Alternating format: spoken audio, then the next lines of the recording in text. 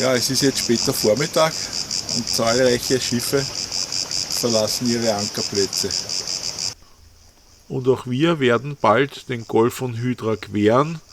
Unser nächstes Ziel sind die Kelefini Islands.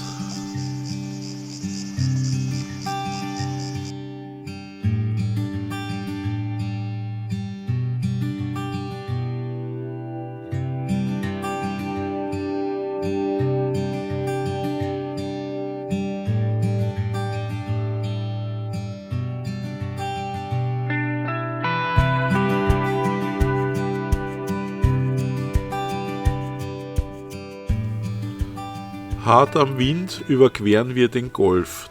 Das letzte Stück motorsegeln wir, weil Squib die Höhe nicht ganz schafft.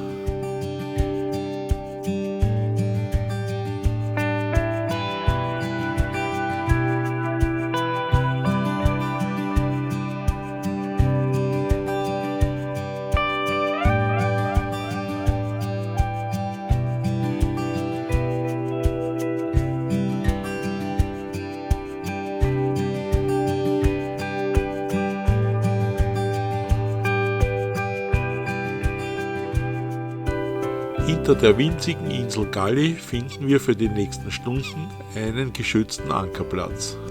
Wenig später läuft auch die Anima 4 hier ein. Von hier ist es nicht mehr weit in den Großraum Poros, unser eigentliches Tagesziel.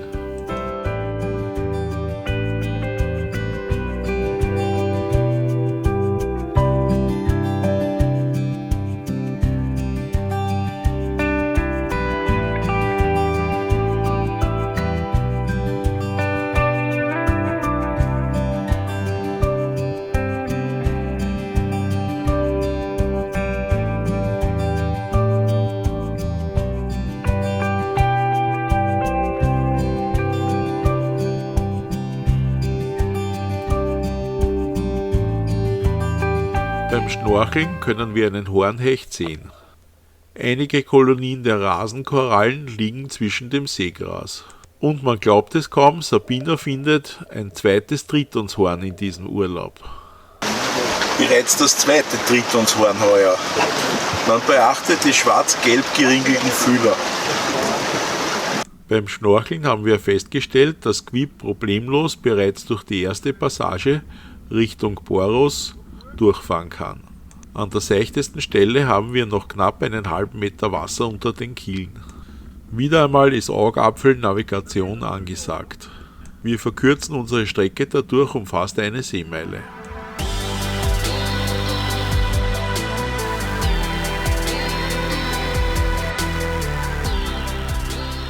Wir setzen nur die Genua und mit achterlichen Winden segeln wir immer schneller unserem Tagesziel entgegen.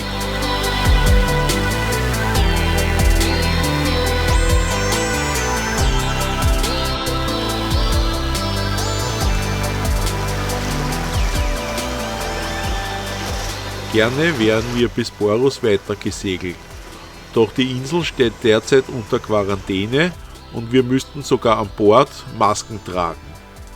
Und so suchen wir uns einen Ankerplatz auf der Festlandseite bei der kleinen Ortschaft Galatas.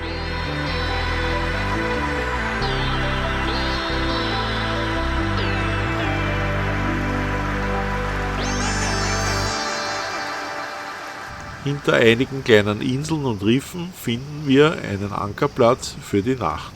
Gleich vor der kleinen Werft, in der die Anima 4 den Winter verbringen wird. Sie wird morgen hier an Land gestellt. In der Taverne am Strand sind wir abends fast alleine. Außer unserem Tisch sind nur noch 2 andere besetzt. Zeitig am nächsten Morgen lichten wir den Anker. Wir wollen die Südküste von Aegina erreichen, bevor der Meltemi richtig einsetzt.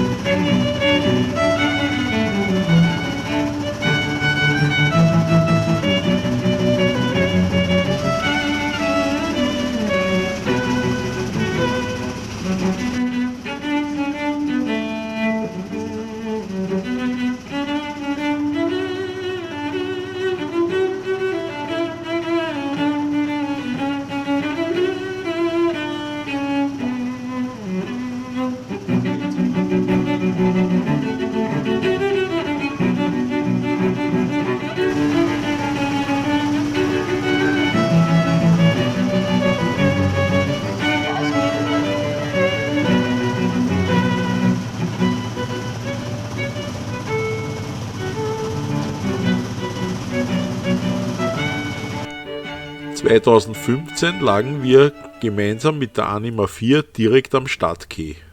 Das normalerweise sehr quirlige Poros ist eines unserer Lieblingsplätze hier in Griechenland. Oft sind wir schon die steilen Gassen und Treppen hinauf zum Glockenturm gestiegen und haben von dort die Aussicht genossen.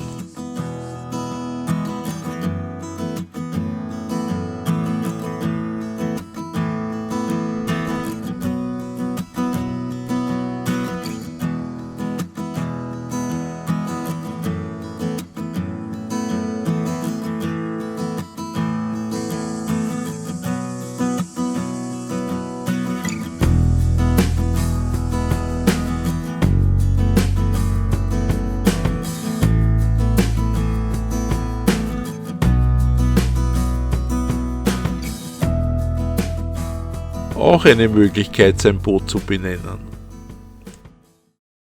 2015 unternahmen wir von hier einen Ausflug ins pittoreske Hydra. Zu meinem Leidwesen nicht mit einem der alten russischen Tragflügelboote, sondern mit einer modernen Katamaranfähre.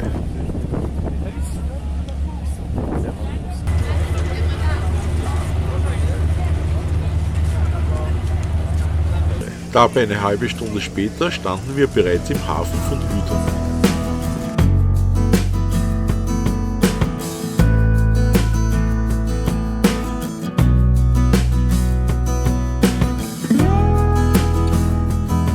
Die Häuser ziehen sich amphitheaterartig rund um den Hafen.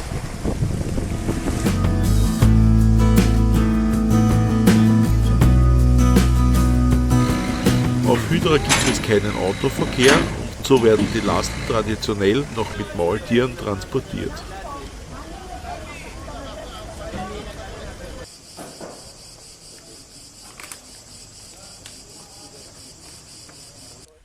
Im Sommer ist es sehr schwer, mit dem eigenen Boot hier einen Anlegeplatz zu finden, deswegen sind wir auch mit der Fähre hergefahren. Immer mehr Yachten trafen im Hafen ein. Zuerst lagen sie nur in Zweierreihen am Quai, dann kam eine dritte Reihe dazu und kurz bevor wir wieder zurück nach Poros fuhren, wurde bereits die vierte Reihe eröffnet. Es war faszinierend, wie die vielen Segelboote in den überfüllten Hafen hineingeschlichtet wurden. Na, jetzt hätte ich schon einen Anker reinhauen. Na gut, die legen wahrscheinlich wirklich genau in der Reihenfolge ab, in der sie gekommen sind.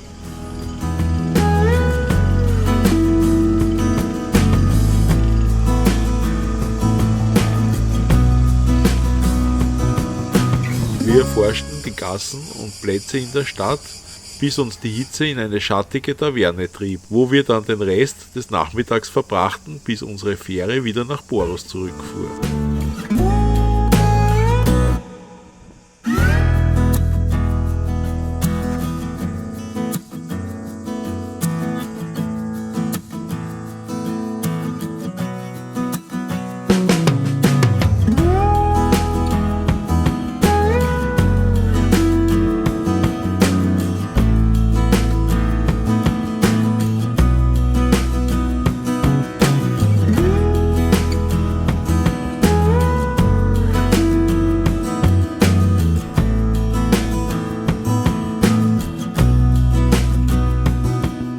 Ein Besuch in Hydra ist sicher ein Highlight einer jeder Griechenlandreise.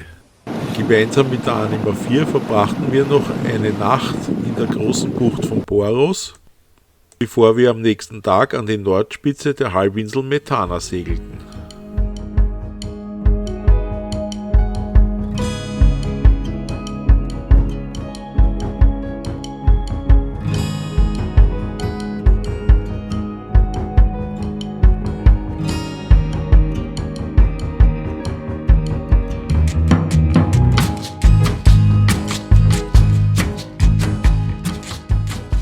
In der nächsten Folge segelten wir hart am Wind in den Großraum Athen, von wo Sabina nach Hause flog.